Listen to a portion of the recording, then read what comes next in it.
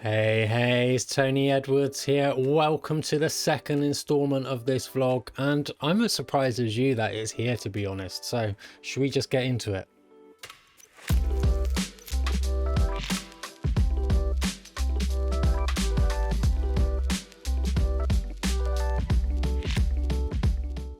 It's been a fun week since the last update. It's one where I found out I'm a geriatric millennial, whatever the hell that is. The ass fell out of the crypto market, which, depending upon who you ask, that may or may not be a good thing. Plus, I managed to eat an entire packet of hot cross buns all to myself. Keep watching until the end, where I will be sharing one of my podcast highlights of the week. And as always, please do subscribe to this channel now that I have reminded you that subscriptions are a thing on YouTube. Go on, go hit subscribe. It'll only take you a second.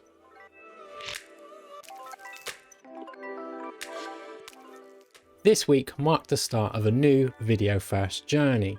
I'm going to be creating these vlogs and a whole bunch of other stuff, and I need some skills in order to do it. To do this, I've downloaded Adobe's Premiere Rush, which is a simplified and slimmed down version of Premiere Pro, tuned more to people who just want to put a few videos out rather than those wanting to make films. Premiere Pro is the tool that Seagull Bob team uses day in and day out for their editing work, but given I don't actually want to learn how to be a video editor, I kind of just want to know the concepts behind video editing and what makes good films. I don't necessarily need the Hollywood standard of tools in order to do that.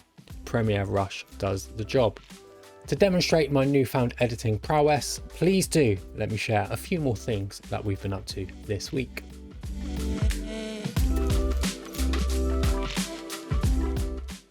With a donation of soil from one of our neighbours, we now have one of our raised veg planters ready for use for the 2021 crop.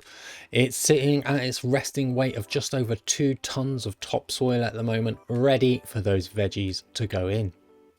These planters were a lockdown addition. We put them in during the first couple of months of the initial lockdown. It was that project that kept us sane in those first few months of spring/summer 2021.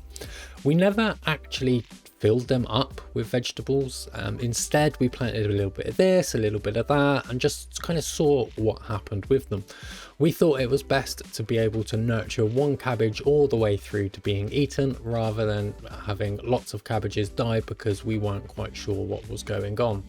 This year, Soph has grown up all the plants from seed, and they are sure to be yummy once they go in. I can't tell you what a single one of these are, but don't they look pretty?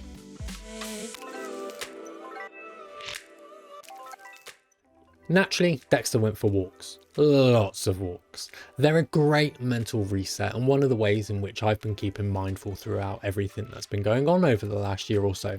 It's hard to get caught up in the world when all you can hear is birdsong so loud that it deafens out your own thoughts.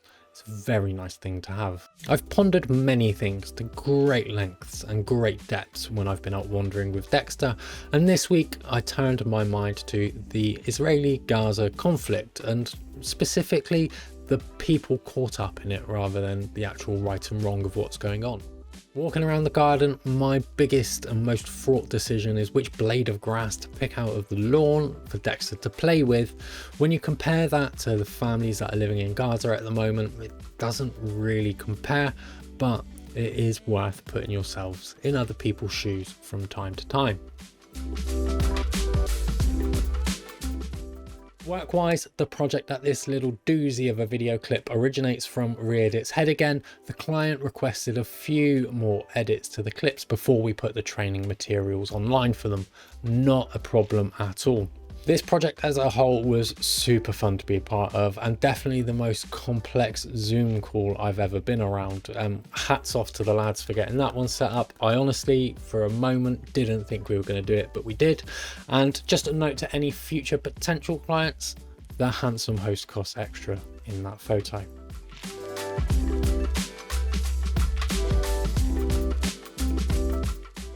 My podcast highlight of the week, because I know you've stuck around so that you can get it, is a duo of episodes from the Behind the Bastards podcast. In these episodes, they break down the original conspiracy theory, anti-Semitism. In these episodes, they look at the growth of anti-Jewish rhetoric over the ages, highlighting a few of the turning points, as well as how people used the public sentiment to their own end at those various turning points. I learned so much from this show, and I'm sure you will too if you can get along with the style. Check the description for the links. So that's it for another episode. All that's left for me to do is give you the obligatory prompt to subscribe while you're here, and also to wish you well until next time. Until next time, I wish you well.